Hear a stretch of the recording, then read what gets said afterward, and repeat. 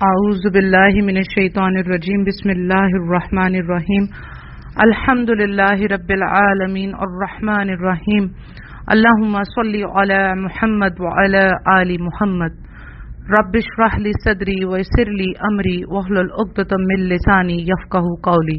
السلام علیکم ورحمۃ اللہ وبرکاتہ۔ لاسٹ ٹائم ہم لوگوں نے آیت نمبر 132 تک تفسیر کی تھی، سورہ بقرہ کی 132 تک تفسیر کی تھی، اور آج ہم انشاءاللہ تعالی سورہ بقرہ کی آیت نمبر 133 سے تفسیر کو دوبارہ شروع کرتے ہیں۔ ترجمہ ہے آیت نمبر 133 کا۔ کیا حضرت یعقوب کے انتقال کے وقت تم موجود تھے جب انہوں نے اپنی اولاد کو کہا کہ میرے بعد تم کس کی عبادت کرو گے؟ تو سب نے جواب دیا کہ آپ کے معبود کی اور آپ کے آباء و اجداد حضرت ابراہیم علیہ السلام اور حضرت اسماعیل علیہ السلام اور حضرت اسحاق علیہ السلام کے معبود کی، جو معبود ایک ہی ہے، اور ہم اس کے فرما بردار رہیں گے۔ ٹھیک ہے، اس میں ابائکا ابراہیم و اسماعیل و اسحاق الہ واحد ونحن لہ مسلمون، یہاں عربی میں بھی آپ چیک کر لیں گے تو آپ کو لفظ مسلمون ملے گا، کوئی یہود و نصارہ کی بات نہیں ملے گی۔ یہود کو یہاں بھی اللہ تعالیٰ نے کھری کھری سنا دی کہ تم جو یہ دعویٰ کرتے ہو کہ حضرت ابراہیم اور حضرت یعقوب علیہ السلام نے اپنی اولاد کو یہودیت پر قائم رہنے کی وصیت فرمائی تھی، تو کیا تم وصیت کے وقت موجود تھے؟ اللہ تعالیٰ پوچھ رہے ہیں۔ اور اگر یہود یہ کہیں کہ ہاں جی ہم موجود تھے تو یہ تو پھر جھوٹ اور بہتان ہوا، اور اگر یہ کہیں کہ موجود نہیں تھے تو پھر ان کا جو دعویٰ ہے وہ غلط ثابت ہو گیا، کیونکہ انہوں نے تو جو وصیت کی تھی حضرت ابراہیم علیہ السلام نے اور حضرت یعقوب علیہ السلام نے اور حضرت اسماعیل، انہوں نے تو اسلام کی وصیت کی تھی، نہ کہ یہودیت یا عیسائیت کی وصیت کی ہو۔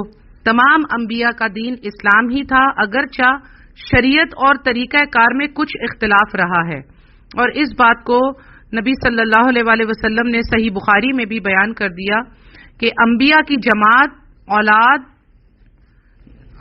ہیں، ان کی مائیں مختلف اور باپ ایک ہے، اور ان کا دین ایک ہی ہے۔ ٹھیک ہے نا، یعنی اسلام۔ تو یہاں پر صاف صاف فرما دیا کہ وَنَحْنُ لَهُ مُسْلِمُونَ، ایک رب کی عبادت کرنا اور اسی کے فرما بردار رہنا۔ اس کا ترجمہ بیسیکلی فرما بردار بھی کیا جاتا ہے۔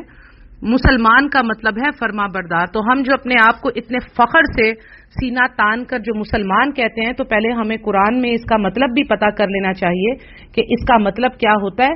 فرما برداری کرنا، سبمٹ کرنا، اپنی ساری ولز کو اللہ کے آگے سبمٹ کرنا ہے کہ جو اللہ تعالیٰ نے فرما دیا ہے اس کے مطابق اس کی فرما برداری کرنی ہے، اس کے حکم کی فرما برداری کرنے والے کو بیسیکلی مسلمان کہتے ہیں۔ ٹھیک ہے، آیت نمبر 135 کا ترجمہ ہے، 134 کا ترجمہ ہے۔ سوری، مجھے کہیں کہیں اردو کے معنی 134 کو کیا کہیں گے تو نہیں آتا، تو اس لیے میں انگلش میں بول دیتی ہوں۔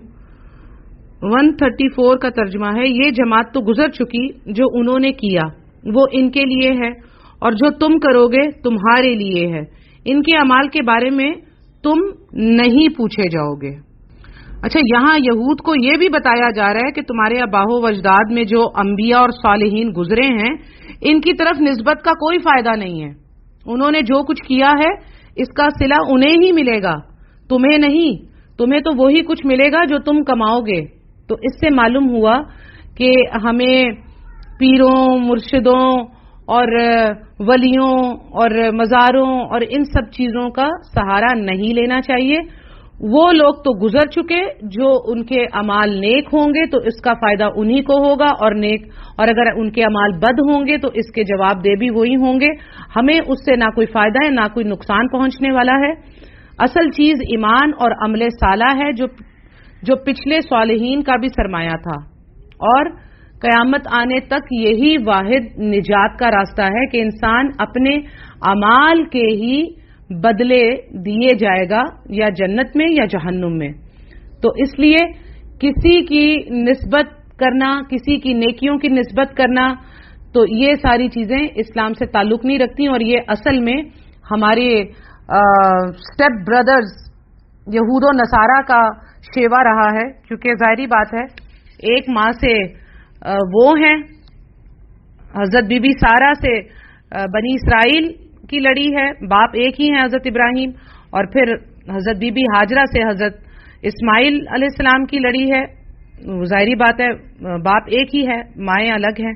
تو ہمارے اس لحاظ سے تو یہ ستیلے بھائی ہوئے نا, یہود و نصارہ مسلمانوں کے ستیلے بھائی ہوئے. تو ہمارا بھی اپنے ستیلے بھائیوں کی طرح کا شیوا ہے کہ ہم کہتے ہیں جی ہمیں فلانا بچا لے گا اور فلانا بچا لے گا اور فلانا بڑا نیک ہے, تو ہم اس کی نسبت سے ہم بھی بڑے اچھے ہیں, ہم بھی انہی کے نقش قدم پر چل رہے ہیں, جبکہ ہمیں پتہ بھی نہیں ہوتا کہ ہم قرآن اور حدیث کے مطابق نہیں چل سکتے تو ہم ان کے نقش قدم پر کیا چلیں گے, کیونکہ اگر وہ اللہ کے نیک بندے تھے تو وہ ڈیفینیٹلی قرآن و حدیث پر ہی چلے ہوں گے. تو ہمیں ان کے چلنے کی کتابیں, ان کی کتابیں نہیں دیکھنی, ہمیں قرآن و حدیث پہ چلنا ہے, نہ کہ کسی اور کی نسبت کرنی ہے. اور اگر نسبت کرنی ہے تو وہ اللہ اور اس کے رسول صلی اللہ علیہ وآلہ وسلم کی ہی کرنی چاہیے. اچھا, اس کے بعد ہے آیت نمبر 135. یہ کہتے ہیں کہ یہود و نصارہ بن جاؤ تو ہدایت پاؤ گے. تم کہو بلکہ صحیح راہ پر ملت ابراہیم والے ہیں, اور ابراہیم علیہ السلام خالص اللہ کے پرستار تھے اور مشرک نہ تھے. اچھا, اب آپ یہ دیکھیں کہ یہاں پر یہودی مسلمانوں کو یہودیت کی اور عیسائی عیسائیت کی دعوت دیتے اور کہتے کہ ہدایت اسی میں ہے, لیکن اللہ تعالیٰ نے یہاں کیا کہہ دیا کہ ان سے کہو ہدایت ملت ابراہیمی کی پیروی میں ہے جو حنیف تھے, یعنی ایک رب کے ماننے والے اور سب سے ہٹ کر, سب سے کٹ کر صرف ایک رب کی عبادت کرنے والے, اور وہ مشرکوں میں سے ہرگز نہ تھے, جبکہ یہودی اور عیسائی دونوں میں ہی شرک کی بے تحاشا آمیزش موجود ہے. آیت نمبر 136. اے مسلمانوں, تم سب کہو کہ ہم اللہ پر ایمان لائے اور اس چیز پر بھی جو ہماری طرف اتاری گئی, اور جو چیز حضرت ابراہیم, اسماعیل, اسحاق, یعقوب علیہ السلام اور ان کی اولاد پر اتاری گئی, اور جو کچھ اللہ کی جانب سے موسیٰ اور عیسیٰ علیہ السلام اور دوسرے انبیاء علیہ السلام دیے گئے, ہم ان میں سے کسی کے درمیان فرق نہیں کرتے, ہم اللہ تعالیٰ کے فرما بردار ہیں. اب یہاں پر اللہ تعالیٰ مسلمانوں کو کیا کہہ رہا ہے کہ تم سب کہو کہ اللہ پر ایمان لائے, اور جو جو کتابیں ہم نے جن جن پیغمبروں پر اتاری ان سب پر بھی ایمان لائے, اور جتنے بھی, اور اللہ تعالیٰ نے ان پیغمبروں کے نام بھی واضح کر دیے کہ ان سب پر ایمان لائیں آپ, اور آپ بیچ میں یہ کوئی فرق بھی مت کیا کریں کہ جی یہ افضل ہیں اور یہ کم ہیں, کیونکہ نبی صلی اللہ علیہ وآلہ وسلم کی احادیث موجود ہیں. صحیح بخاری میں بھی آپ نے فرمایا کہ مجھے حضرت یوسف علیہ السلام پر بھی جو ہے وہ فوقیت مت دو, اور بھی احادیث میں پیغمبروں کے نام لیے نبی صلی اللہ علیہ وسلم نے کہ مجھے جو ہے وہ فوقیت مت دیا کرو. یہ بات الگ ہے کہ نبی صلی اللہ علیہ وآلہ وسلم کو اللہ تعالیٰ نے آخری نبی بنایا اور انہیں کل امت کے لیے, کل جہانوں کے لیے, تمام انسانوں کے لیے مبعوث فرمایا, رحمت العالمین بنایا, اور پھر سب سے بڑھ کر حضرت محمد صلی اللہ علیہ وآلہ وسلم نے امامت فرمائی پیغمبروں کی, جس سے ان کا امتیاز اور حسن الگ سے واضح ہو جاتا ہے. لیکن قرآن کہتا ہے کہ ہم کسی بھی پیغمبر کے درمیان جو ہے وہ فرق نہیں کرتے. تو مسلمانوں کو یہی کہا جا رہا ہے کہ سب پر ایمان لائیں, اللہ پر ایمان لائیں, اس کی جو کتابیں ہیں ان پر ایمان لائیں, جن پر وہ کتابیں اتاری گئیں ان پیغمبروں پر ایمان لائیں, تو آپ پھر فرما بردار کہلائیں گے. آیت نمبر 137 ہے, اگر وہ تم جیسا ایمان لائیں تو ہدایت پائیں, اور اگر منہ موڑیں تو وہ سری اختلاف میں ہیں. اللہ تعالیٰ ان سے عنقریب آپ کی کفایت کرے گا, اور وہ خوب سننے اور جاننے والا ہے. یہاں اللہ تعالیٰ صحابہ کرام کے طرف اشارہ کر رہے ہیں کہ جیسے صحابہ کرام ایمان لائے, تو صحابہ کرام کی ایمان کی مثال دیتے ہوئے کہا جا رہا ہے کہ اگر ایسے ایمان لائیں جس طرح صحابہ ایمان لائے تو پھر تو یقیناً ہدایت یافتہ ہیں، اور اگر ضد کریں، اختلاف میں منہ موڑیں جیسے بنی اسرائیل کرتا رہا، تو اس سے اے نبی صلی اللہ علیہ وسلم آپ کا کچھ بگڑنے والا نہیں ہے۔ تو اللہ تعالیٰ عنقریب آپ کی کفایت بھی کرے گا، اور وہ خوب سننے اور خوب جاننے والا ہے۔ پھر آیت نمبر 138 ہے، اللہ کا رنگ اختیار کرو، اور اللہ تعالیٰ سے اچھا رنگ کس کا ہوگا، ہم تو اسی کی عبادت کرنے والے ہیں۔ اچھا، اب یہاں پر عیسائیوں نے ایک زرد رنگ کا پانی مقرر کر رکھا تھا، جو ہر عیسائی جب بچہ پیدا ہوتا تھا تو ہر جو عیسائی ہے اس بچے کو بھی اور ہر اس شخص کو بھی دیا جاتا تھا جس کو عیسائی بنانا مقصود ہوتا تھا۔ تو اس رسم کا نام ان کے یہاں بیپٹائز کرنا ہوتا تھا۔ اس کو جب وہ پانی کے اندر جو ہے اس کو غسل دیتے تھے اور ڈالتے تھے تو اس کو کہتے تھے اب یہ بیپٹائز ہو گیا، اب یہ پاک ہو گیا۔ تو ان کے نزدیک بہت ہی ضروری ہوتا ہے، اور اب بھی اگر کوئی عیسائیت کو قبول کرتا ہے تو وہ اسے بیپٹائز کرتے ہیں۔ تو اس کے بغیر وہ کسی کو بھی جو ہے وہ پاک تصور نہیں کرتے۔ تو اللہ تعالیٰ نے ان کی یہاں تردید فرمائی اور کہا کہ اصل رنگ تو اللہ کا رنگ ہے، اس سے بہتر کوئی رنگ نہیں، اور اللہ کے رنگ سے مراد وہ دین فطرت یعنی دین اسلام ہے، کیونکہ اللہ کا تو کوئی رنگ نہیں ہے، اللہ تعالیٰ کی تو مثال کسی چیز سے دی ہی نہیں جا سکتی۔ تو اللہ تعالیٰ نے یہاں پر اپنے رنگ سے مراد دین فطرت یعنی دین اسلام ہے، جس کی طرف ہر نبی نے اپنے اپنے دور میں اپنی اپنی امتوں کو دعوت دی، اور وہ دعوت کیا تھی؟ دعوت توحید، جو ہم آگے چل کے انشاءاللہ تعالیٰ پورے قرآن میں پڑھیں گے کہ ہر پیغمبر نے کس چیز کی دعوت دی؟ ایک رب کے عبادت کرنے کی۔ پھر آیت نمبر 139 ہے، آپ کہہ دیجئے کیا تم ہم سے اللہ کے بارے میں جھگڑتے ہو جو ہمارا اور تمہارا رب ہے، ہمارے لیے ہمارے اعمال ہیں اور تمہارے لیے تمہارے اعمال، ہم تو اسی کے لیے مخلص ہیں۔ یہاں اللہ تعالیٰ نبی صلی اللہ علیہ وسلم سے کہہ رہے ہیں کہ آپ کہہ دیں کہ کیا تم ہم سے اس بارے میں جھگڑتے ہو کہ ہم ایک اللہ کی عبادت کرتے ہیں، اسی کے لیے ہمارا اخلاص ہے، ہم اسی کے لیے نیاز مندی کے جذبات رکھتے ہیں، اور ہر اس چیز سے اجتناب کرتے ہیں جو ہمارے رب کو نہیں پسند، حالانکہ وہ صرف ہمارا ہی رب نہیں بلکہ تمہارا بھی رب ہے، اور تمہیں بھی اپنے رب کے ساتھ ایسا ہی معاملہ کرنا چاہیے جو ہم کرتے ہیں، اور اگر تم ایسا نہیں کرتے تو بھائی تمہارے لیے تمہارے اعمال ہیں اور ہمارے لیے ہمارے اعمال۔ تو یہاں پر نبی صلی اللہ علیہ وسلم کو اللہ تعالیٰ نے کہا کہ آپ ان سے کہہ دیں کہ اللہ کے بارے میں جھگڑنے کی ضرورت نہیں ہے، جو تم لوگ کر رہے ہو اسے بھی اللہ اچھی طرح جانتا ہے، اور جو ہم کر رہے ہیں اسے بھی اللہ اچھی طرح سے جانتا ہے۔